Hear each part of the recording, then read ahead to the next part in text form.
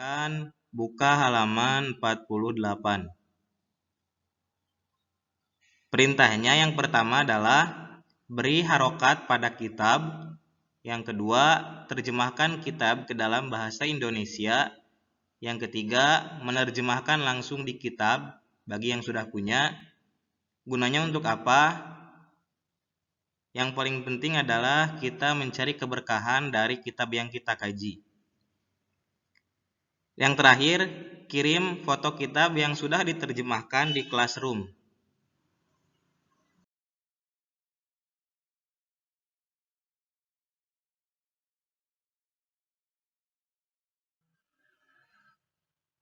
Kita langsung masuk kepada materi. A'udzubillahi minasyaitonirrajim. Bismillahirrahmanirrahim. Qala musannifu hadal kitab rahimakumullah wa nafa'ana bi ulumihi amin.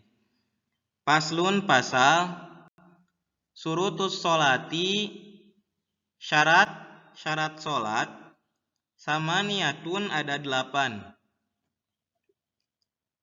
Harotul hadasa ini suci dari 2 hadas. Toharotu anin najasati dan suci dari najis. Pisaubi pada pakaiannya, wal badani dan badannya, wal makani dan tempatnya. Wasatrul aurati dan menutup aurat. Wastiqbalul kiblati dan menghadap kiblat. Wadukhulul wakti dan sudah masuk waktu. Wal ilmu bifardiyatiha dan mengetahui fardu sholat. Wa ala ya'taqida dan tidak meyakini pardon sesuatu yang fardu min furudiha dari fardu sholat. Sunnatun itu sunnah. Wajtinabul mubtilati dan menjauhi hal-hal yang membatalkan sholat. Syarat sholat itu ada 8. Yang pertama, suci dari 2 hadas, baik itu hadas besar maupun hadas kecil. Cara mensucikan hadas kecil adalah dengan berwudu. Cara mensucikan hadas besar adalah dengan mandi wajib. Yang kedua, suci dari najis baik pada pakaian, badan, dan tempat sholat. Dari najis apapun, baik itu najis muhafafah, mugolado maupun mutawasito. Jadi pakaiannya harus bersih sebersih-bersihnya. Tempat sholatnya baik itu sajadah, lantai, itu harus bersih sebersih-bersihnya dan suci dari najis. Yang ketiga adalah menutup aurat. Batasan aurat bagi laki-laki adalah dari pusar sampai kepada lutut. Itu harus ditutupi.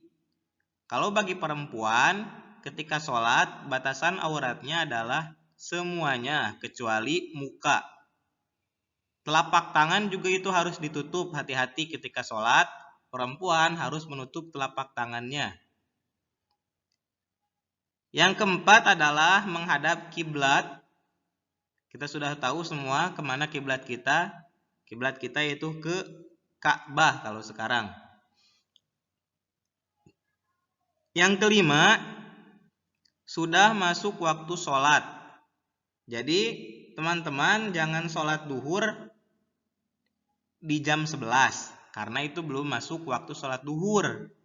Jadi sholat duhurnya tidak sah. Gara-gara teman-teman semua semangat sholat duhurnya dijama, misalnya disatukan sama sholat duha. Nah itu tidak sah karena belum masuk waktu duhur. Dan yang keenam adalah mengetahui fardu sholat. Kita akan membahas fardu sholat di depan. Yang ketujuh, tidak meyakini fardu sholat sebagai sunnah. Fardu sholat kita tidak diyakini sebagai sunnah itu maksudnya adalah ketika kita mengerjakan sholat, contoh, ruku merupakan fardu sholat. Jadi jangan kita yakini kalau misalnya kita tidak ruku itu tidak apa-apa karena itu sebagai sunnah. Tidak seperti itu. Dan yang kedelapan adalah menjauhi hal yang membatalkan sholat. Ketika sholat, batal jika kita makan, jika kita minum, bahkan batal ketika aurat kita terbuka dan kita tidak cepat-cepat menutupnya. Ya, jadi hal-hal yang membatalkan sholat seperti bicara, bergerak lebih dari 3 gerakan dalam satu rakaat, itu harus kita benar-benar hindari guna menghindari pembatalan sholat. Terima kasih. Syukron.